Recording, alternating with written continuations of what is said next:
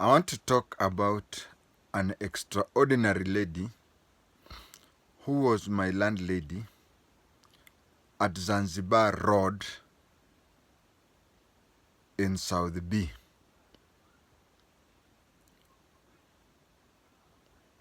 This was around the time when we had the bomb blast.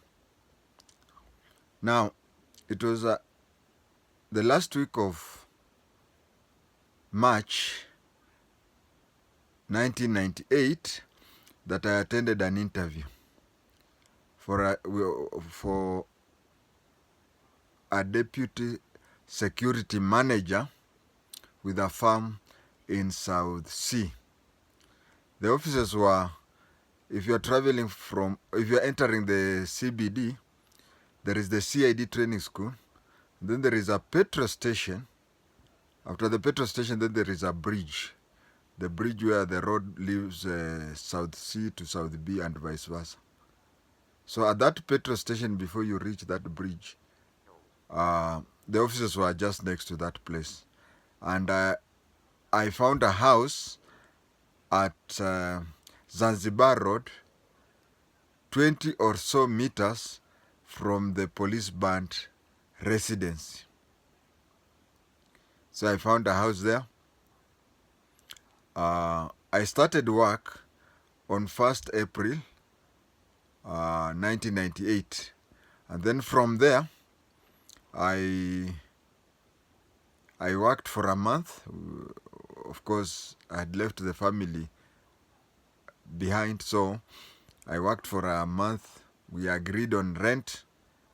And first of all, I worked for a month without, I was staying at friend's place. Then the second month, that is May, is when I entered the house. And I entered on 8th May. I entered the house on 8th May because for those of you who have worked in security companies, you'll understand that majority of them don't pay at the end of the month. Even if they have money, they deliberately pay if they're early, that is on 5th, unless you are talking of the first, the star companies, the G4S, the KK of this world. But other companies pay on 5th deliberately, so that should anybody get the salary and disappear, he has worked for a 6th, almost a week, and he'll not get that money. So I was paid around 8th, and then I looked for the house and stayed in the house. After staying in that house, we agreed on the rent. I started staying there on 8th. But what happened was that after completing the month, she was demanding rent. I said, but I stayed on 8th, and I expect the salary, the rent, because it was monthly, to the rent to be from 8th to 8th. She was saying, no, you paid that rent for the month of May. And you know, I'm telling you that company was also paying people around 6th or 7th. So from first, we were struggling.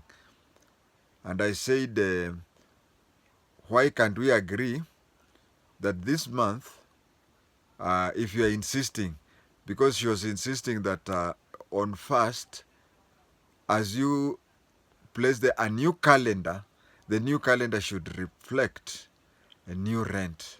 So she was insisting that on 1st I do that. And I was saying, but 8th, I've stayed almost a third. If you remove 2 days, that is 10th, and that is a third of the month.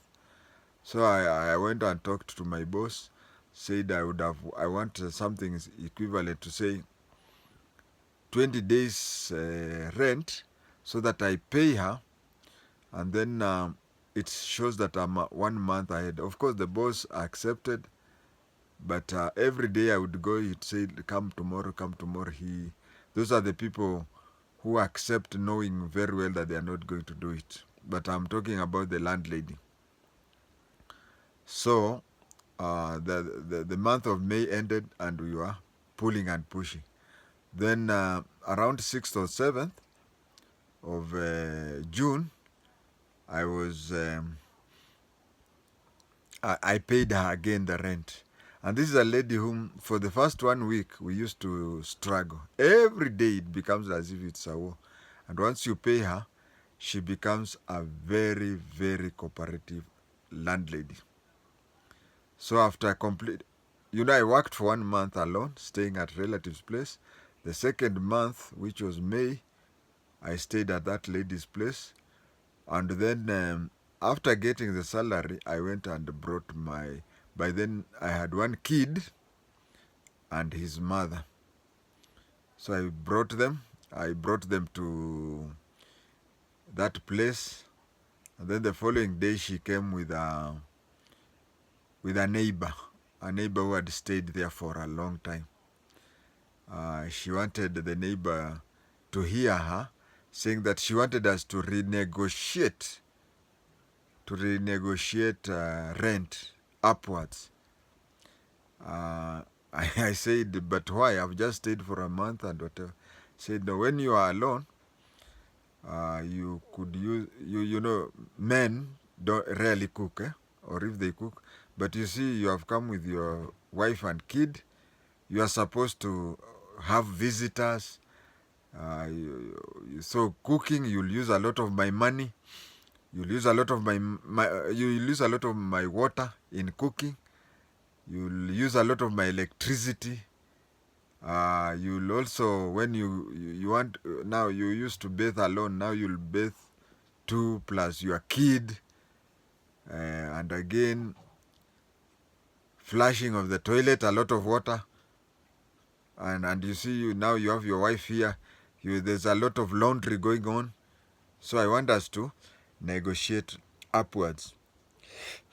I looked at her, and then when I looked at her, I just shook my head. I think I just told her, do you know you are talking to a former OCS? Then the story ended there. So we went, and you see, every place there are rumors. Every place there are rumors, and there were rumors in that plot. She was called Mrs. I can't recall the name, but there are these Christian names like, okay, James or John or Michael or whatever, Sammy. There are such names. So she used to be called Mary. I'm only giving an example of a Christian name. Then her Kikuyu name, then the last name was, I think, Evans or something. I was wondering why she was called that instead of being called... it was a bit funny. A lady's Christian name, then her Kikuyu name, then you go to and find a Christian name at the end. So people told me that... they told me about her. And even one time she even offered herself. And there's a day she was introducing me to her son. Her son was a matatu driver from CBD to Ngong. So she told me that she was married to a Mzungu, and he got her with that boy. The boy was married and he had the family in Ngong. So he had married her when she had, and the Mzungu adopted her. Her son. And the Mzungu was the owner of that plot we are staying in. So immediately after the paperwork was completed, marriage, the adoption of the boy, so and so and so, the man didn't stay for long, he died. So he died. And within the plot, there were rumors that he was killed, and she's the one who killed him so as to remain with the property. The best way not to tell a secret is not to know the secret. So one day we had those arguments. I came and said, I'm a former police officer. I can talk to other policemen and whatever. Backing so that she fears the back. But she was not scared. Then I told her, I know you killed your Mzungu husband. When I said that, she froze, kept quiet, and moved away.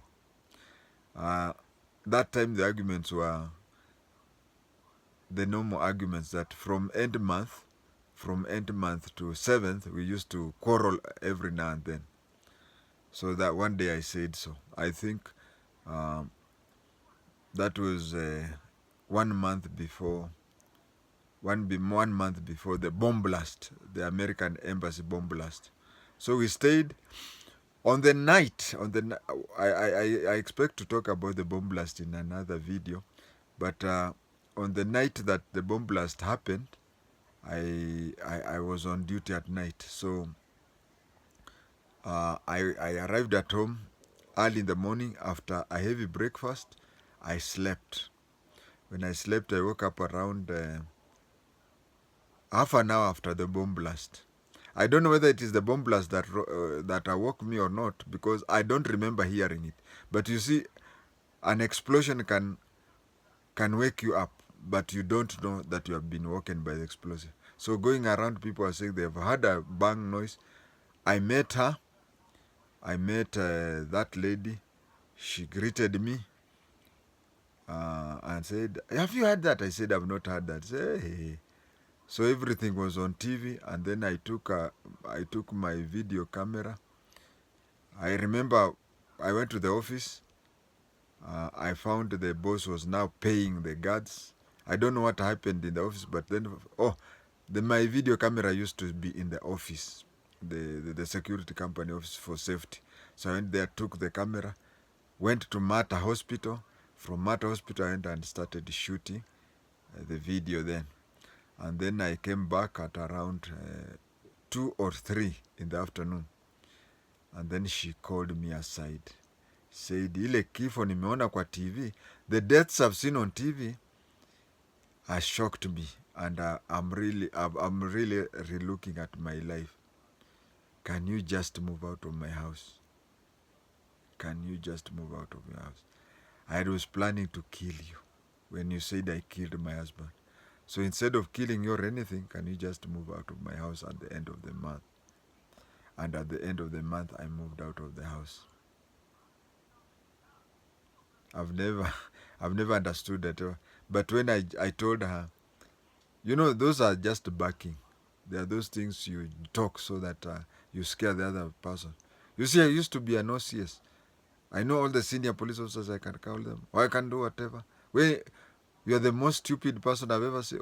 Those days, those times of argument, you do that to scare the other party, so that they leave you alone. But then I made that comment that I know how your husband died, that Mzungu husband. And when I told her, it was just like a blackout. You see, you're in a house where there is a lot of electricity, and then the next time it's darkness. She just kept quiet and moved. And from that day, she never talked to me. But when there was a bomb blast, she came and told me that she was planning to kill me. But just said because of the deaths that she had seen on TV. She didn't go to the scene. Me, I went because I had a video camera. She didn't go to the scene, but I went, and she stayed there. She watched on TV. But then she said the way she saw dead people going around, she just felt no. My continuous staying there is untenable. And that is when she told me that she had planned to kill me. But in good faith, in the name of Jesus, just move out of my place. And I moved.